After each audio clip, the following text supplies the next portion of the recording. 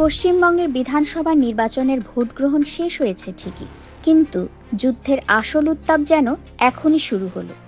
গণনার ঠিক আগ মুহূর্তে রাজ্যের রাজনীতিতে শুরু হয়েছে এক নজিরবিহীন নাটক। প্রশ্ন উঠেছে ইভিএম এর নিরাপত্তা আর প্রশাসনিক নিরপেক্ষতা নিয়ে। খোদ মুখ্যমন্ত্রী মমতা বন্দ্যোপাধ্যায় যখন মাঝরাতে বৃষ্টি উপেক্ষা করে স্ট্রং রুমে হানা দেন, তখন বুঝে নিতে হয় ভিতরের পরিস্থিতি কতটা ঘোলাটে। ভারতের প্রধানমন্ত্রী নরেন্দ্র মোদী এবং স্বরাষ্ট্রমন্ত্রী অমিত শাহের বিরুদ্ধে সরাসরি চক্রান্তের অভিযোগ তুলে এবার সম্মুখ সমরে নেমেছেন তৃণমূল নেত্রী। কেন গণনার আগে এতটা মরিয়া মমতা? সত্যিই কি ইভিএম বদলে দেওয়ার কোনো নীল নকশা তৈরি করেছে বিজেপি? গত বৃহস্পতিবার রাত দক্ষিণ কলকাতায় তখন মুষলধারে বৃষ্টি।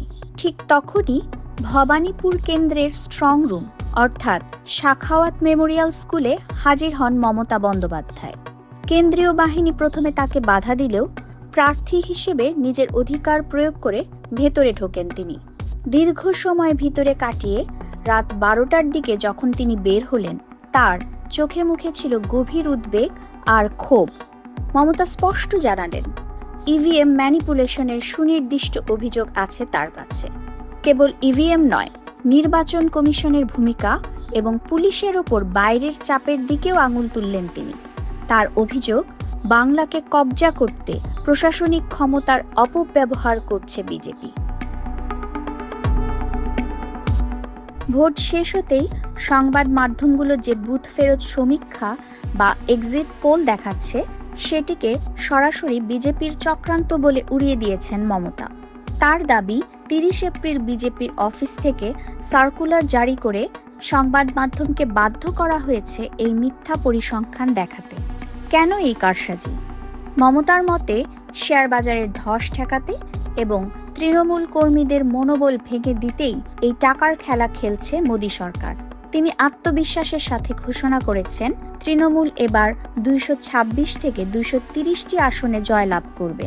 তার সাফ কথা, যারা বাংলাকে জব্দ করতে চেয়েছিল তারা নিজেরাই এবার জনরায়ে জব্দ হতে চলেছে। এবারের নির্বাচনে মমতার সবচেয়ে বড় ভয় হল ইভিএম জালিয়াতি। তার আশঙ্কা, টেবিলের ভোট গণনার সময় বা যন্ত্রস্থ করার সময় কৌশলে তৃণমূলের ভোট বিজেপির নামে চালিয়ে দেওয়া হতে পারে। দরকারে নিজেকেই গণনা কেন্দ্র পাহারা দেওয়ার ঘোষণা দিয়েছেন তিনি। কর্মীদের উদ্দেশ্যে তার বার্তা স্পষ্ট, এক মুহূর্তের জন্য গণনার টেবিল ছাড়া যাবে না। টাকা দিয়ে কেনা যায় না এমন বিশ্বস্ত লোককেই পাহারায় বসাতে হবে। কেন্দ্রীয় বাহিনীকে সরাসরি বিজেপির এজেন্ট হিসেবে কাজ করার দায়ে অভিযুক্ত করেছেন তিনি, যার নেপথ্যে স্বয়ং অমিত শাহ রয়েছেন বলে তার দাবি। নরেন্দ্র মোদী দাবি করেছিলেন সোনার বাংলা গড়বেন, কিন্তু মমতার অভিযোগ, মোদী বাংলাকে চেনেন না, বাংলার মাটিকেও চেনেন না। ভোট পরবর্তী এই উত্তেজনা প্রমাণ করছে পশ্চিমবঙ্গের এই ক্ষমতা দখলের লড়াই আর সাধারণ নির্বাচন নয়, এটি এখন অস্তিত্বের লড়াইয়ে পরিণত হয়েছে। মমতার এই সরাসরি হস্তক্ষেপ কি ইভিএম জালিয়াতি ঠেকাতে পারবে, নাকি বিজেপির চাণক্য নীতি শেষ হাসি হাসবে, তা সময়ই বলে দেবে। তবে গণনার দিন পর্যন্ত এই টানাপোড়েন যে থামছে না তা নিশ্চিত।